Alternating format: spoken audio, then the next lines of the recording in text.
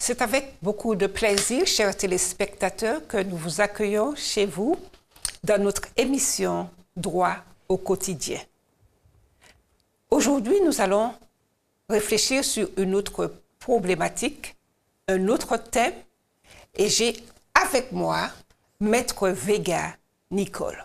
Comment allez-vous? Avez-vous passé une bonne journée? Oui, très bonne journée, Claudine, et vous? Très bien, très bien. Nous sommes heureux d'être avec nos téléspectateurs et nous allons parler aujourd'hui de quoi? Nous allons parler du droit de visite et d'hébergement, plus particulièrement lorsqu'il y a une difficulté. Entre les parents. Voilà. Alors, il y a beaucoup de parents qui rencontrent justement ces difficultés à exercer leur droit de visite et d'hébergement. Alors, quel recours ont-ils ces parents?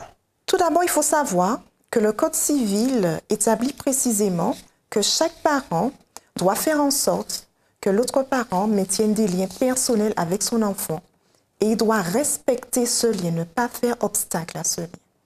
Bien souvent, lorsque les parents sont séparés, il y a des conflits qui peuvent exister.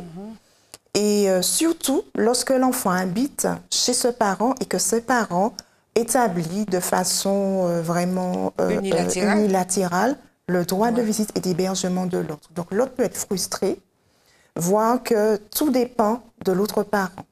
Il y a deux cas de figure. Parfois, les parents peuvent s'entendre, mais ils veulent quand même établir un cadre.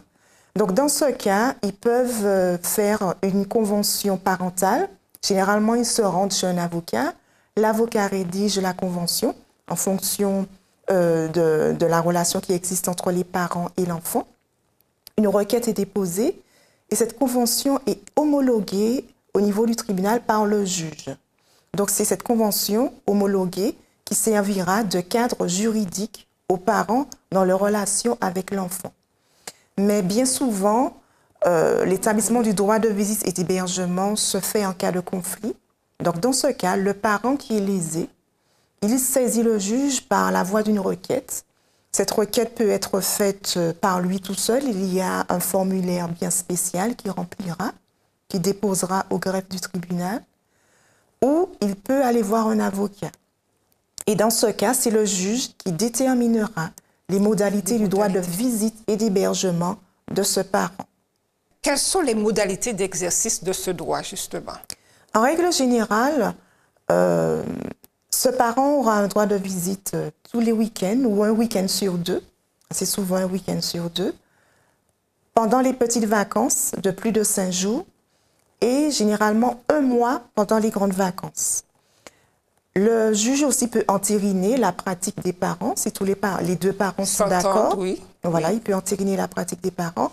Mais lorsque la décision de justice est rendue, ce n'est pas une décision qui fige à tout jamais ce droit de visite et d'hébergement.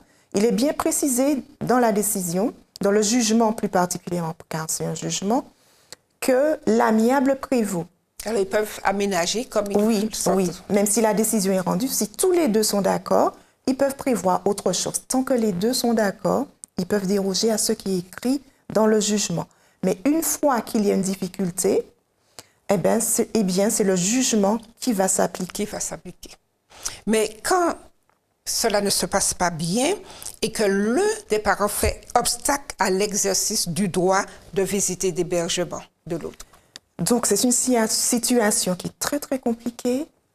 Assez souvent, l'autre parent est obligé de porter plainte pour non-représentation d'enfant parce qu'il a une décision de justice. Et dans le cas lorsqu'on a une décision de justice et pourtant la décision n'est pas appliquée, et ce parent qui fait obstruction au droit de visite, à l'exercice plutôt du droit de visite et d'hébergement de ce parent, peut se voir condamné pénalement. Donc, il vaut mieux, pour le bien de l'enfant, pour l'intérêt de l'enfant en règle générale, respecter ce droit. Assez souvent, les mères, généralement, me demandent, mais si le père ne vient pas prendre l'enfant, qu'est-ce que je peux faire? Est-ce que j'ai un recours?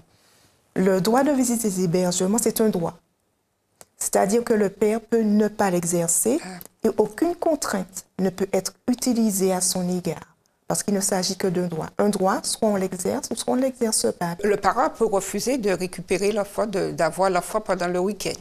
Il peut ne pas venir le récupérer. Mais il peut l'informer au préalable. il peut informer ou ne pas informer dans la mesure où, la plupart du temps, dans les décisions de justice, si on dit que le parent peut récupérer l'enfant le vendredi, on dit après l'école à 16h ou à 17h. Donc, passé 16h ou passé 17h, si le parent ne vient pas, son droit sera considéré comme étant passé, mais le parent chez lequel l'enfant réside peut quand même remettre l'enfant sans difficulté, même s'il est venu après l'heure indiquée dans le jugement. Parce que, comme je vous ai dit, c'est l'amiable qui prévaut. D'accord.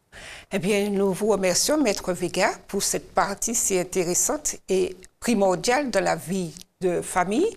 Nous remercions aussi nos téléspectateurs d'avoir été avec nous lors de cette émission. Nous vous donnons rendez-vous une prochaine fois.